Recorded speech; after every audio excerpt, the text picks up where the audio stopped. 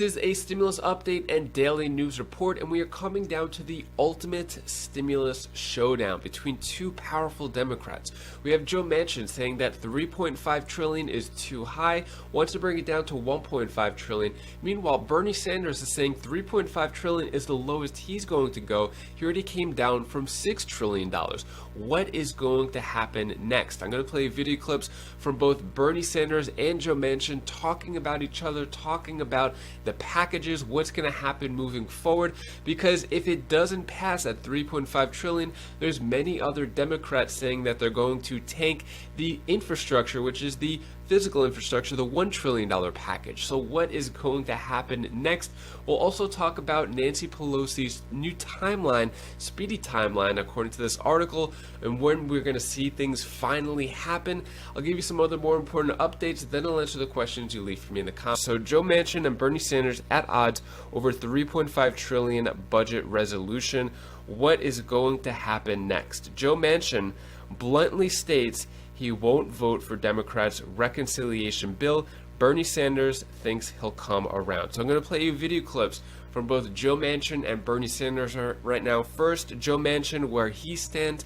Then I'll play you Bernie Sanders, and then I'll give you some other more important updates after that, including Nancy Pelosi's timeline. Here's Joe Manchin first. Your party leader, Chuck Schumer, says he's moving, quote, full speed ahead with this package. Will he have your vote? And that's fine. He can. He will not have my vote on 3.5, and Chuck knows that. And we've talked about this. We've already put out $5.4 trillion, and we've tried to help Americans in every way we possibly can. And a lot of the help that we put out there is still there, and it's going to run clear until next year, 2022. What's the urgency? What's the urgency that we have? It's not the same urgency that we have with the American Rescue Plan. We got that out the door quickly. That was about $2 billion, $2 trillion. And on top of that, all the things we put out with the CARES package, everything leading up to that. So we have done an awful lot, and there's still an awful lot of people that need help. But you have 11 million jobs that aren't filled right now. 8 million people are still unemployed. Something's not matching up. Don't you think we ought to hit the pause and find out the vulnerability that we have, Dana, right now? We don't know what happened with this. It's awful coming back the way it is with a vengeance. We don't know about inflation. We know it's running rampant right now. I can tell you in West Virginia, inflation's running rampant. And on top of that, the challenges we're going to have, geopolitical challenges. Shouldn't we be? So I want to ask you about a lot of that. But are you saying it's the price tag, it's the timeline, both? It's the urgency. Do we have the urgency to do what they're wanting to do in such a quick period of time? But can you be specific? Okay, let's talk about the dollar sign. Yeah. Do you have a specific number in mind? First of all, I have agreed to get on to the reconciliation because that's the time for us to make financial adjustments and changes. I thought the 2017 tax code and tax law, the way it was changed, was very, very, very unfair, and it was weighted to the wealthy. So what's the number? And the bottom line is what the number would be what's going to be competitive in our tax code. I believe that the corporate rate should be at 25, not 21. But what's the overall number for the budget bill? I think that you're going to have to look at it and find out what you're able to do through a reasonable, responsible way. 1.5, we don't know where it's going to be. So you think ballpark 1.5? It's not going to be at 3.5, I can assure you. But with that, whatever it is, once you have a competitive tax code that you can compete globally, and then you should look at what the need is. What's the urgency and the need that we have? And I want to get to that, but just because this is the thing that people consume. Do you have a ceiling? My ceiling is this: the need of the American people, and for us to basically take in consideration inflation. Mm-hmm.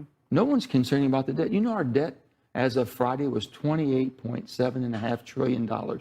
And we're not even talking about that. No one's talking. So you just said 1.5. It sounds like 1.5 trillion. I'm just saying that basically, I've looked at the numbers. If we have a competitive tax code from a non-competitive, it doesn't help the working person. That was done in 2017.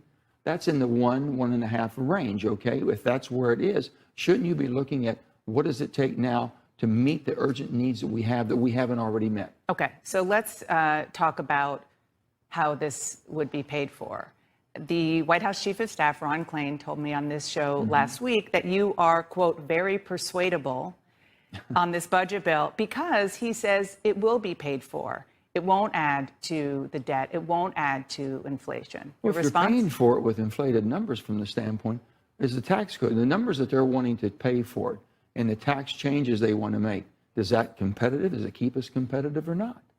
I believe there's some changes made that does not keep us competitive. Meaning don't increase taxes on corporations? No, I want to increase taxes on corporations. I've spoken to corporations. They're wealthy to pay their fair share. But if you're up higher to the point to where you are that can be competitive globally, then it's going to be counterproductive.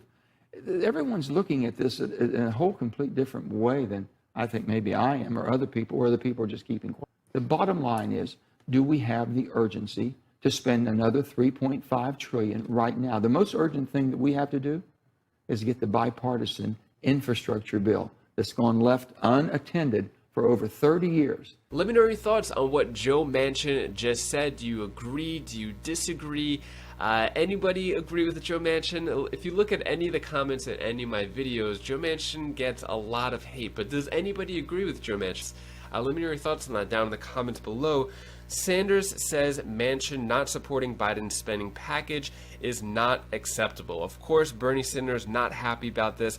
Bernie Sanders wanted it to be as high as $6 trillion. And he feels like in his mind he came down so much from $6 trillion down to $3.5 trillion. Here is what Bernie Sanders has to say about Joe Manchin and the package moving forward. First, your colleague, Joe Manchin, just explicitly told me repeatedly he will not support your $3.5 trillion reconciliation bill.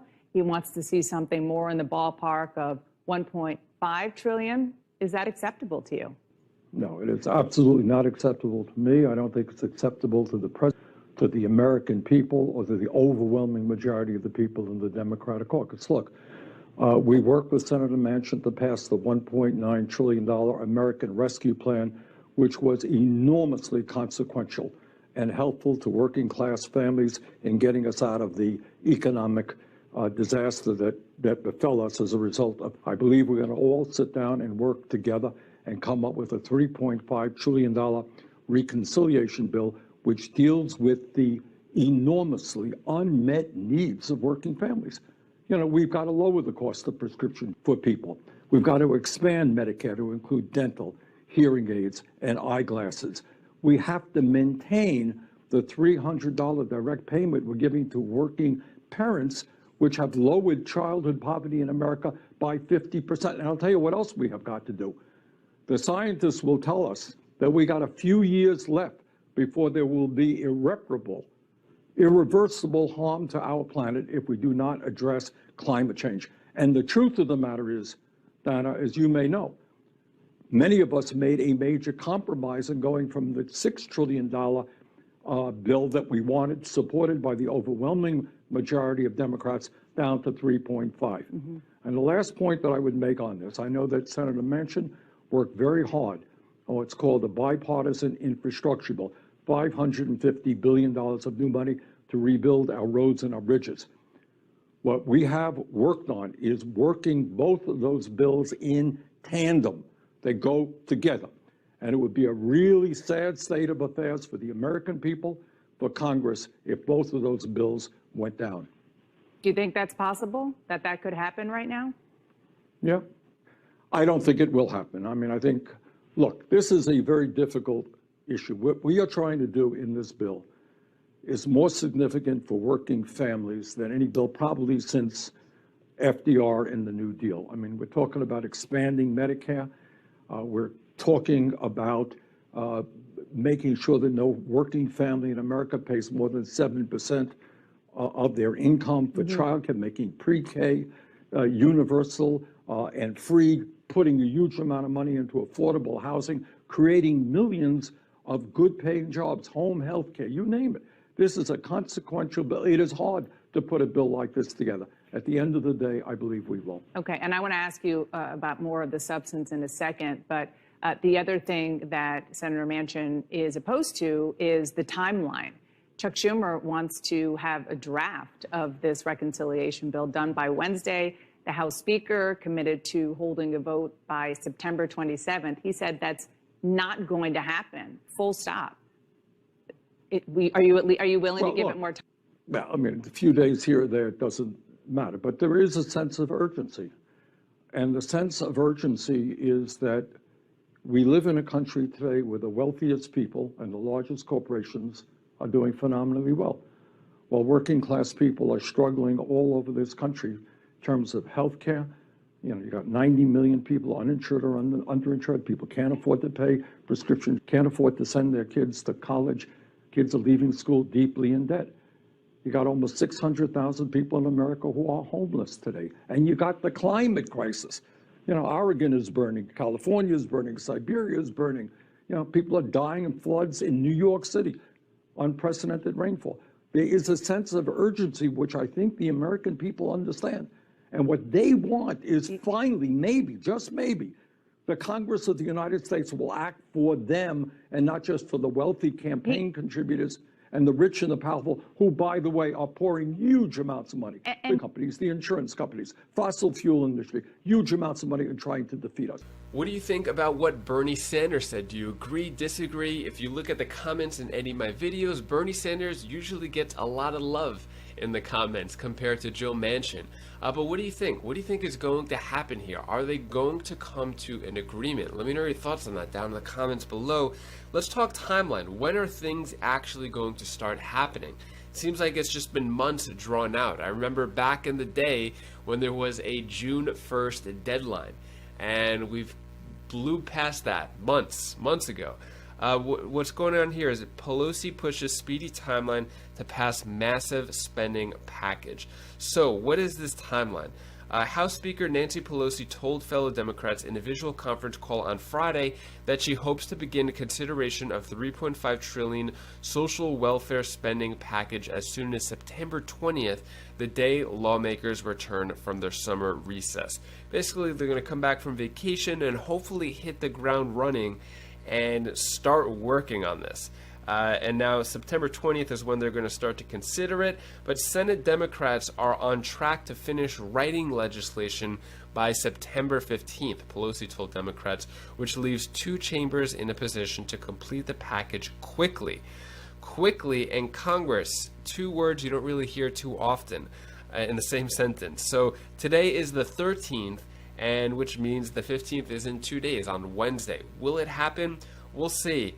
Also, I wanted to mention what's going on with Joe Manchin and how he responds to Ocasio-Cortez, also known as AOC, saying continue to divide, divide, divide. So what's going on here is AOC tweeted this: Manchin has weekly huddles with Exxon and is one of many senators who gives lobbyists their pen to write so-called bipartisan fossil fuel bills. Our people, at least 12 last night, sick of this bipartisan corruption that masquerades as clear-eyed moderation.